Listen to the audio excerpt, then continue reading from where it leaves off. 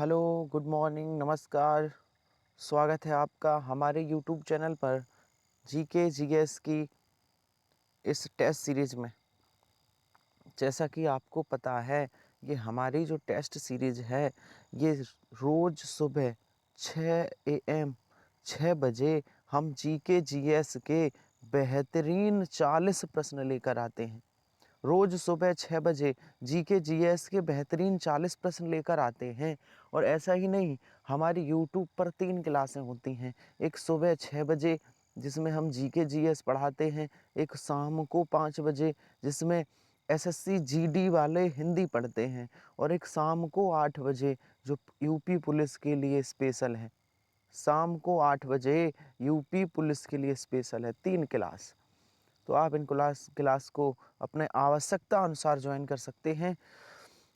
ये जो हमारी सुबह 6 बजे वाली क्लास है, इसमें हम जीके जीएस के प्रश्नों को लेकर आते हैं। बेहतरीन जीके जीएस के प्रश्न सभी प्रतियोगी परीक्षाओं के लिए, आप किसी का भी एग्ज़ाम दे रहे हो, आप यदि एक कॉम्पिटिटर स्टूडेंट हो, तो आपके लिए ये क्लास काफ़ी मददगार साबित हो सकती है, काफ़ी एग्ज़ाम में मदद करेगी। आइए बिना समय गंवाए आज की क्लास को स्टार्ट करते हैं। आज का हमारा पहला प्रश्न है कि राज्य सरकारों का संवैधानिक प्रमुख कौन होता है? राज्य सरकारों का संवैधानिक प्रमुख कौन होता है? तो देखो, मुख्यमंत्री नहीं, संवैधानिक प्रमुख राज्य सरकारों का होता है राज्यपाल। राज्यपाल राज्य सरकारों का संवैधानिक प्रमुख होता है।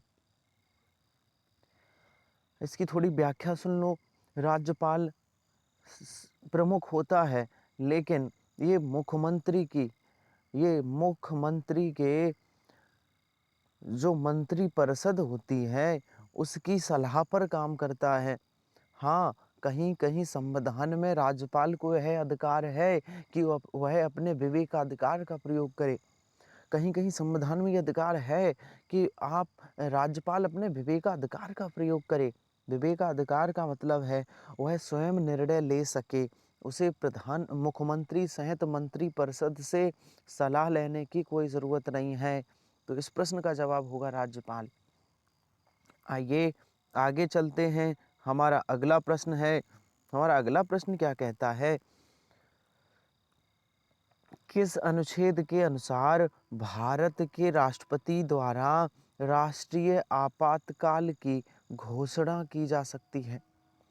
कौन सा अनुच्छेद है जिसके द्वारा भारत के राष्ट्रपति आपातकाल की घोषणा कर सकते हैं?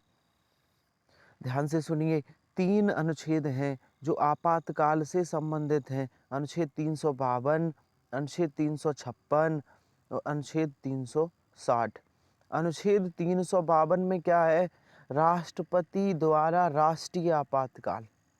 अनुच्छेद 352 में राष्ट्रीय आपातकाल है, जो ऊपर प्रश्न में दिया गया। 356 में राष्ट्रपति शासन है, राष्ट्रपति शासन। और 360 में वित्तीय आपातकाल है। 360 में वित्तीय आपातकाल निहित है। तो राष्ट्रीय आपातकाल किस अनुच्छेद में है? 352 में। क्या होता है राष्ट्रीय आपातकाल? देश संकट की स्थिति में चला जाता है, देश उस बुरे दौर में चला जाता है, तो राष्ट्रपति विवश होकर अनुच्छेद 352 को लगा देते हैं। अब आपातकाल लगता कब है? आपातकाल लगने के 3 उद्देश्य हैं। देश संकट में कब चला जाएगा? या देश संकट में तब जाएगा जब देश पर कोई बाहरी आक्रमण हो। देश संकट में तब जाएगा, या हम कह सकते हैं दूसरे शब्दों में, देश में आपातकाल तब लगेगा जब देश पर बाहरी आक्रमण हो जाए। कोई भी विदेशी आक्रमण भारत पर हो जाए, कोई देश भारत पर आक्रमण कर दे, पाकिस्तान कर दे, चीन, अमेरिका, कोई भी देश कर दे, तो उस स्थिति में भारत में 352 लागू कर दिया जाएगा, आपातकाल।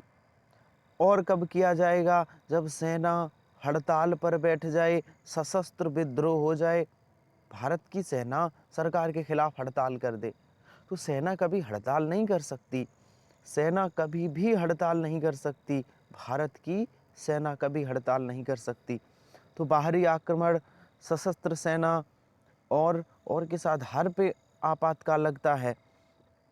तो आप इतने दो बातें याद रखिए, बाहरी आक्रमण और सेना, सशस्त्र सैन्य बल यदि हड़ताल कर दे तो भारत में 352 अनुच्छेद लागू होता है।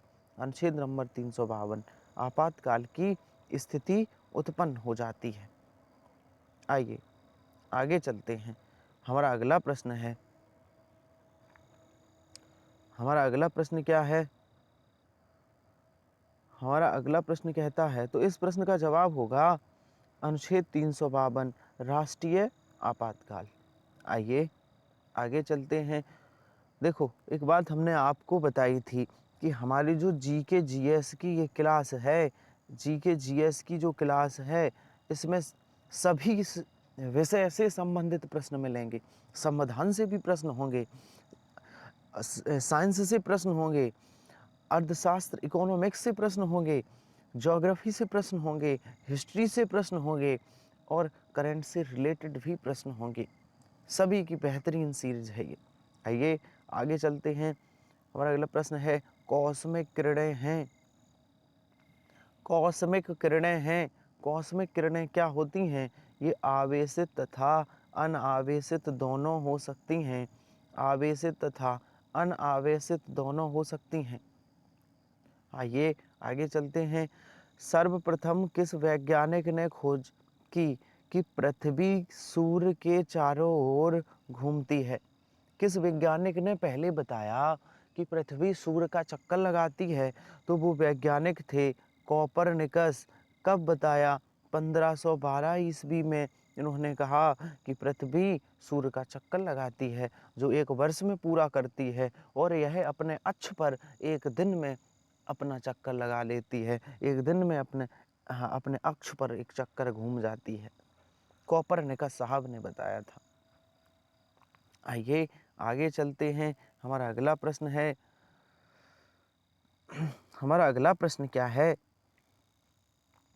बताइए, सुल्तानपुर बर्ड सेंचुरी कहाँ स्थित है? सुल्तानपुर बर्ड सेंचुरी कहाँ स्थित है? बताइए, मेरे प्रश्न का जवाब दीजिए।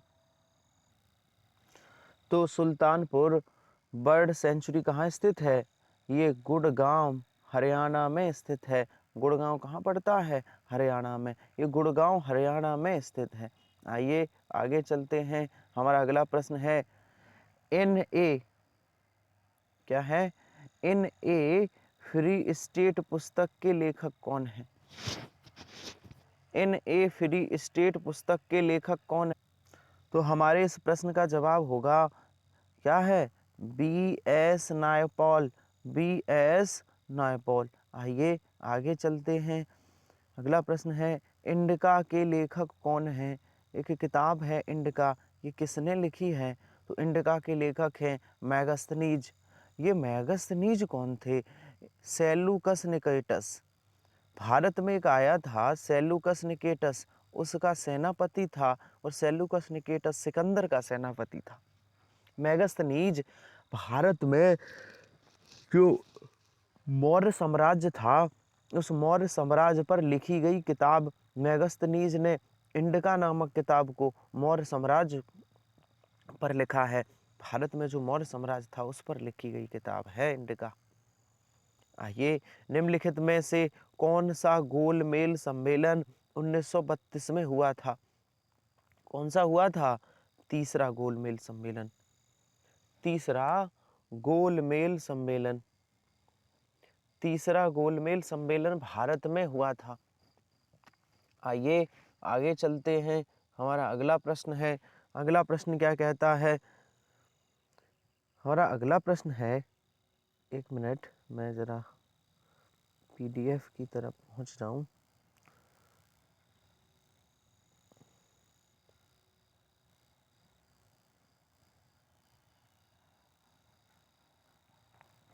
एक मिनट, आप ज़रा धैर्य रखिए।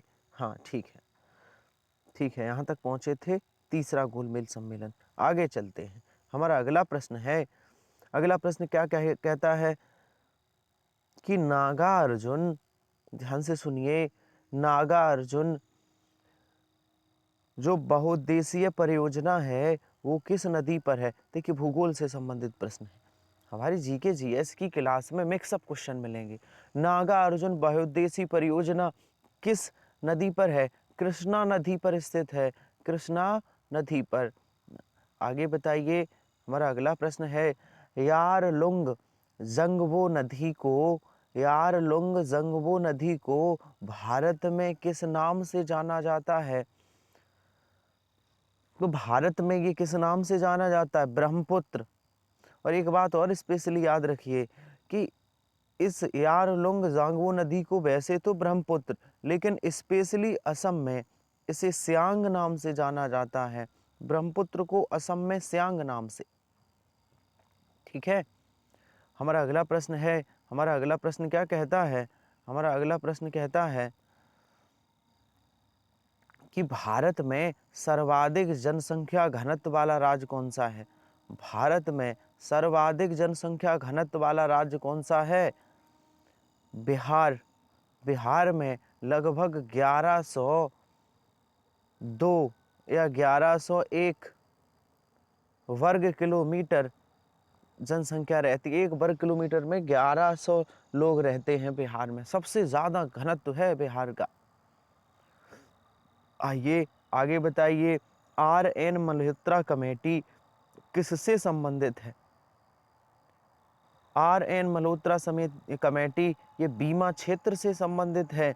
ये बैंकों में सुधार किया था इन्होंने, बैंकों में बीमा प्रणाली पर करेक्शन किया था RN मल्होत्रा ने। ये आगे चलते हैं, हमारा अगला प्रश्न है, अगला प्रश्न क्या कहता है? निम्नलिखित में से कौन सा तत्व सभी कार्बनिक यौगिक में मिलता है? कौन सा तत्व है जो सभी कार्बनिक यौगिक में मिलेगा? भैया कार्बनिक यौगिक में कौन तत्व मिलेगा? कार्बन। कार्बनिक यौगिक उन्हें ही कहते हैं जिनमें कार्बन होता है, तो कार्बन सब कार्बनिक तत्वों में मिलेगा। आइए आगे चलते हैं, अगला प्रश्न है, सबसे अधिक क्रियाशील धातु कौन सी है? सबसे अधिक, इन ऑप्शन के अनुसार सबसे अधिक क्रियाशील धातु कौन सी है? पोटेशियम। पोटेशियम। आइए आगे चलते हैं, हमारा अगला प्रश्न है, अगला प्रश्न क्या कहता है? सूर्य के प्रकाश में से कौन सा विटामिन मिलता है? सूर्य के प्रकाश से कौन सा विटामिन मिलता है? तो ध्यान रखें, विटामिन डी। विटामिन डी सूर्य के प्रकाश से मिलता है। ये हड्डियों को मजबूत करता है, हड्डियों को मजबूत बनाता है विटामिन डी। आगे चलते हैं, हमारा अगला प्रश्न है, सर्वप्रथम मानव हृदय का प्रत्यारोपण कहाँ हुआ था? मनुष्य का हृदय बदल दिया गया था। मनुष्य का हृदय सबसे पहले कहाँ बदला था? जिसे आप हार्ट कहते हो, जिसे दिल कहते हो, उसका प्रत्यारोपण हो गया था। कहाँ हुआ था? दक्षिण अमेरिका में, दक्षिण अफ्रीका में। सबसे पहले दक्षिण अफ्रीका में हुआ था। आइए आगे चलते हैं, हमारा अगला प्रश्न है, बताइए, टेक्स्ट को बोल्ड करने के लिए निम्नलिखित में से, जो टेक्स्ट है उसे बोल्ड करने के लिए निम्नलिखित में से किस की का प्रयोग किया जाता है? बताइए, टेक्स्ट को बोल्ड करने के लिए किस की का प्रयोग किया जाता है? आइए आगे चलते हैं, हमारा ये प्रश्न जल्दी से बताइए। अच्छा, एक आध प्रश्न आपके लिए छोड़ दूं? चलो, इस प्रश्न का आप कमेंट बॉक्स में आप जरूर दीजिएगा। टाइप करिए कमेंट बॉक्स में, बताइए इसका क्या आंसर होगा। सर्च करिए, गूगल करिए, ढूंढ के बताइए। ठीक है, मैं आपके इस प्रश्न का इंतजार करूंगा, आप जवाब जरूर देना। एक आध प्रश्न आपके लिए छोड़ दूं, आपके लिए थोड़ा सा काम मैं दे देता हूं, आपको इस प्रश्न का जवाब कमेंट बॉक्स में देना है। किसी टेक्स्ट को तिरछा करने के लिए किस बटन का प्रयोग किया जाता है? टेक्स्ट है वो तिरछा हो जाए। टेक्स्ट जानते हो, ये जो टी लिखी है, जैसे मैंने आई लिख दिया, कोई भी अक्षर लिखा, ये टेक्स्ट कहलाता है। ये तिरछा करने के लिए किसकी का? इटैलिक का प्रयोग किया जाता है। आइए आगे चलते हैं, किसी धन विधेयक को पारित होने में राज्यसभा अधिकतम कितनी देरी कर सकती है? तो लोकसभा से कोई धन विधेयक पारित होके जाता है, राज्यसभा सिर्फ 14 दिन तक अपने पास रख सकती है, सिर्फ 14 दिन तक। फिर क्या होगा? फिर या तो विधेयक पारित माना जाएगा या फिर रद्द होगा। तो क्या होगा? रद्द नहीं होगा, विधेयक स्वतः ही पारित हो जाएगा। या तो राज्यसभा धन विधेयक को 14 दिन के भीतर पारित कर दे, अगर पारित नहीं कर पाई तो उसे स्वतः ही पारित मान लिया जाएगा। राज्यसभा के पास धन विधेयक पर इतनी शक्ति नहीं है। धन विधेयक पर शक्ति सबसे ज्यादा लोकसभा पर है। बताइए, मनुष्य में गुणसूत्र कितने होते हैं? क्रोमोसोम अगर पूछा जाए कितने जोड़ी होते हैं तो अलग प्रश्न अलग जवाब देना है, और कितने होते हैं तो 46, और कितने जोड़ी होते हैं तो बताना है 23। ठीक है, आगे चलते हैं। हमारा अगला प्रश्न है, हमारा अगला प्रश्न क्या कहता है? हमारा अगला प्रश्न कहता है कि यदि आप एक शब्द को टाइप करते हैं, ठीक है, तो जो वर्ड डिक्शनरी में नहीं है तो उस शब्द के नीचे एक अंडरलाइन दिखती है जो निम्नलिखित में से किस रंग की होती है? ये प्रश्न क्या कह रहा है? जैसे मान लो आपने कहीं पे कंप्यूटर पे कोई शब्द टाइप किया है, मोबाइल में किया, और वो उस डिक्शनरी में है ही नहीं, तो हो क्या जाता है, उस शब्द के नीचे आपने देखा होगा कि लाइन खिंच जाती है। तो वो लाइन होती, कैसी लाइन होती है सबको पता है, वो लाल लाइन हो जाती है, रेड रेड लाइन हो जाती है। बताइए, सेव डॉक्यूमेंट्स को निम्नलिखित में से क्या कहा जाता है? यदि कोई डॉक्यूमेंट सेव कर लिया जाए तो उसे क्या कहा जाएगा? फाइल। यहाँ कंप्यूटर से रिलेटेड भी प्रश्न है, फाइल। आगे आगे चलते हैं। हमारा अगला प्रश्न है, अगला प्रश्न क्या कहता है बताइए, मानव शरीर के भार का कितना प्रतिशत मानव शरीर के भार का कितना प्रतिशत जल भाग होता है? जल भरा होता है, कितना प्रतिशत जल होता है? तो 55 से 60%, 55 से 60%। आइए आगे चलते हैं। बताइए, पृथ्वी के वातावरण में लगभग कितना प्रतिशत ऑक्सीजन है? ये सबको पता है, पृथ्वी के वातावरण में 21% ऑक्सीजन है और 78% नाइट्रोजन है और बाकी अन्य गैसें हैं। 2 गैसें वायुमंडल में ज्यादा हैं, नाइट्रोजन और ऑक्सीजन। बताइए, सबसे छोटा जीव जो स्वयं विकास एवं प्रजनन करने में समर्थ है, कौन सा है? तो एक ये बैक्टीरिया होता है, एक जीवाणु होता है, और उस जीवाणु का नाम है माइकोप्लाज्मा। माइकोप्लाज्मा नामक जीवाणु ये सबसे छोटा है, स्वयं विकास करता है और प्रजनन भी करता है। अब आप सोचोगे सर, तो ये एक जीवाणु है तो आंसर जीवाणु होना चाहिए। नहीं, यदि जीवाणु, ये डी वाला ऑप्शन नहीं होता, माइकोप्लाज्मा एक जीवाणु है, अगर डी वाला नहीं होता तो आंसर करते जीवाणु। अब चूंकि उस विकल्प में भी गहराई से है माइकोप्लाज्मा, तो अब माइकोप्लाज्मा के साथ चले जाएंगे। ठीक है, कंफ्यूजन मत रखिएगा। आइए आगे चलते हैं। हमारा अगला प्रश्न है, जवाब दीजिएगा। बताइए, साइंस से रिलेटेड है। हाइड्रोजन के परमाणु में निम्नलिखित में से कौन सा मौलिक कण अनुपस्थित होता है? जो हाइड्रोजन होता है उसमें क्या नहीं होता है? तो इसमें कौन सा कण अनुपस्थित होता है, एब्सेंट होता है? न्यूट्रॉन। न्यूट्रॉन एब्सेंट होता है। अगला प्रश्न है, कास्टिक सोडा। क्या प्रश्न है? कास्टिक सोडा का रासायनिक नाम क्या है? तो कास्टिक सोडा का रासायनिक नाम क्या है? Sodium hydroxide. सोडियम हाइड्रोक्साइड, और इसका सूत्र होता है NaOH। NaOH, sodium hydroxide. आगे चलते हैं। हमारा अगला प्रश्न है, बताइए, भारत में सेवा कर किस वर्ष प्रारंभ हुआ था? भारत में सेवा कर किस वर्ष प्रारंभ हुआ था? तो सेवा कर क्या है? सेवा कर, जैसे आप कोई सेवा दे रहे हो, उससे पैसे कमा रहे हो, तो उस पे टैक्स लगेगा। तो सेवा क्या है? जैसे जैसे जो यातायात के साधन हैं, मान लो आपके पास बस है और आपकी बस चल रही है यात्रियों को इधर से उधर ले जाने के लिए, तो आप क्या काम कर रहे हैं? सेवा देने का, तो आप पे टैक्स लगेगा। यदि कोई डॉक्टर है तो वो क्या काम कर रहा है? सेवा देने का। आप कहोगे वो तो पैसे लेता है, वो अलग बात है। अर्थशास्त्र के अनुसार ये जो डॉक्टर हैं, चिकित्सक हैं, सेवा क्षेत्र में आते हैं।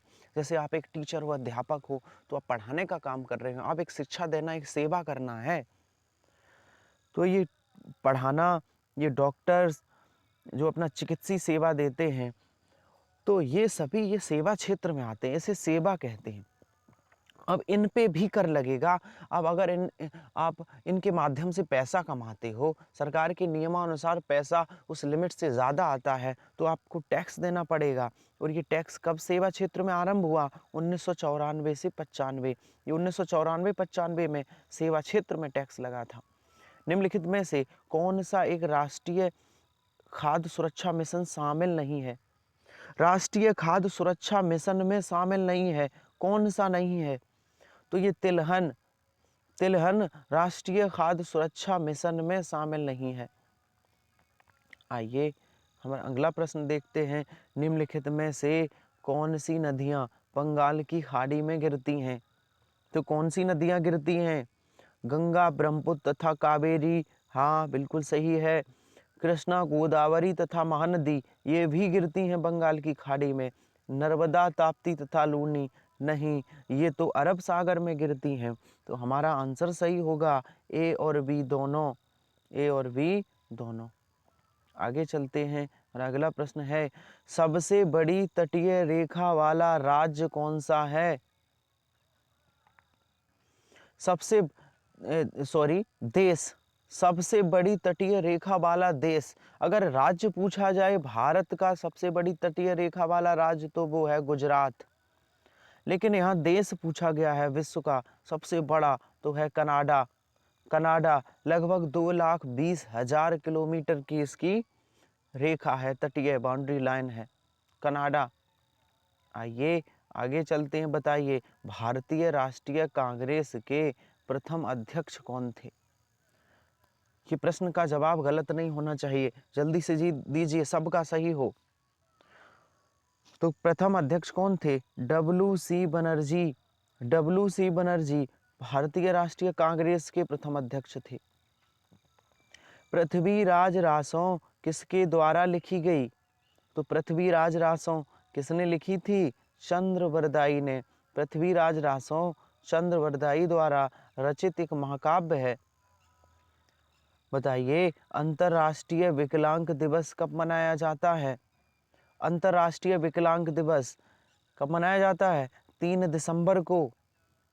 ये जो लोग असहाय लोग हैं, उनको जागरूक करने के लिए और उनका मनोबल बढ़ाने के लिए ये 3 दिसंबर को अंतर्राष्ट्रीय विकलांग दिवस मनाया जाता है। निम्नलिखित में से कौन सा भारत का राष्ट्रीय पक्षी है? ये तो सबको पता है, राष्ट्रीय पक्षी कौन है? मोर है, भारत का राष्ट्रीय पक्षी। बताइए विंबलडन चैंपियनशिप किस खेल से संबंधित है? विंबलडन विंबलडन जैसे French open, Australian open, US open, ये सभी किससे संबंधित हैं? ये बैडमिंटन से संबंधित हैं, बैडमिंटन से। आइए आगे चलते हैं। हमारा अगला प्रश्न है, देखते हैं क्या है। हमारा अगला प्रश्न देखिए, बताइए बल का एसआई मात्रक क्या है? फिर से साइंस से प्रश्न है। बताइए बल का एसआई मात्रक क्या है? तो बल का एसआई मात्रक क्या है? न्यूटन है, न्यूटन।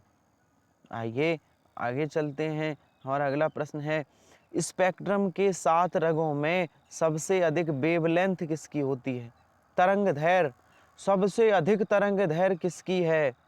जो सबसे अधिक दूर से दिखाई दे, तो सबसे अधिक तरंग दैर्घ्य किसकी है? लाल रंग की होती है, सबको पता है। इसीलिए खतरे का जो रंग होता है वो लाल रंग होता है, क्योंकि ये दूर से दिखाई देती है, इसकी तरंग दैर्घ्य अधिक होती है। राज्यसभा में चुने जाने के लिए न्यूनतम आयु क्या है? तो राज्यसभा में यदि कोई सदस्य चुना जाएगा तो उसकी न्यूनतम आयु 30 वर्ष होनी चाहिए, और लोकसभा के लिए कितनी होनी चाहिए? तो लोकसभा के लिए 25 वर्ष। आगे चलते हैं। निम्नलिखित में से किस संवैधानिक संशोधन के द्वारा सिक्किम भारतीय संघ में 22वां राज्य के रूप में विलय हुआ? कहने का तात्पर्य है वो ये पूछ रहा है सिक्किम भारत का 22वां राज्य कब बना। तो ये 36वां संविधान संशोधन हुआ था 1975 में, और 1975 में सिक्किम भारत का 22वां राज्य बना था। इससे पहले क्या था? राज्य बनने से पहले सिक्किम केंद्र शासित प्रदेश था। सिक्किम केंद्र शासित प्रदेश था। तो इसका आंसर सही होगा 36वां संविधान संशोधन। आगे चलते हैं और अगला प्रश्न क्या है? तो इस प्रकार कंप्लीट हुई हमारी जो आज की टेस्ट सीरीज थी। टेस्ट सीरीज का आज का जो मॉडल पेपर था वो हमारा कंप्लीट होता है, जिसमें आपने 40 बेहतरीन प्रश्नों का संकलन था, जो आपने अभ्यास भी किया। तो आप बताइए कमेंट बॉक्स में कि 40 में से आपके कितने प्रश्न सही हुए, और आज का हमारा सेशन आपको कैसा लगा हमें ज़रूर बताइए। इसी तरह बेहतरीन प्रश्नों के मिक्सअप साइंस, ज्योग्राफी, हिस्ट्री, अर्थशास्त्र, संविधान, करेंट से रिलेटेड प्रश्नों के बेहतरीन जो संकलन है, इसका अभ्यास करने के लिए आप हमारे YouTube चैनल से जुड़ सकते हैं। और ये हमारी क्लास रोज़ सुबह 6 बजे होती है, और आप अपने एग्ज़ाम को बेहतर बना सकते हैं। तो आज का मॉडल पेपर यहीं समाप्त करते हैं। मिलते हैं कल इसी समय। तब तक के लिए धन्यवाद।